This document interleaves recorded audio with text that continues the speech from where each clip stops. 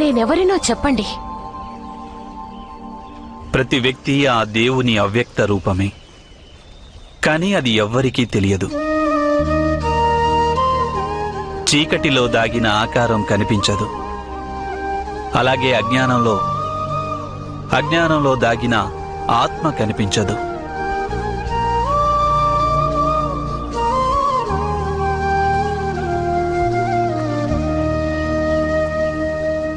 అలా స్వయం గురించి తెలుసుకోలేని వ్యక్తి ఇతరులు తన గురించి తెలుసుకోవాలని కోరుకుంటాడు. ఇతరులు తన గురించి చెప్పాలనుకుంటాడు. తనెవరో, తను ఏమిటో.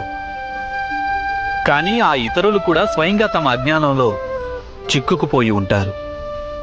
అలా తమ గురించి తెలుసుకోలేని వారు మనమేంటో మనకెలా చెప్పగలుగుతారు చెప్పు?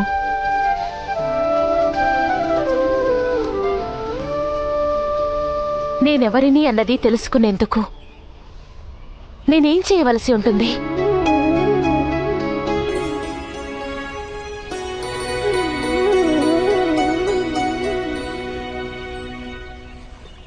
ధర్మాన్ని మోయవలసి ఉంటుంది.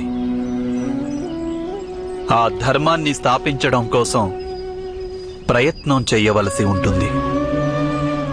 కానీ నేను ధర్మం గురించి ఎలా తెలుసుకోగలను? ధర్మం గురించి తెలుసుకునే ముందు ధర్మం యొక్క ఆధారం గురించి తెలుసుకోవలసి ఉంటుంది. ధర్మానికి 5 ఆధారాలుంటాయి: జ్ఞానం, ప్రేమ, న్యాయం, అంకితభావం, ధైర్యం.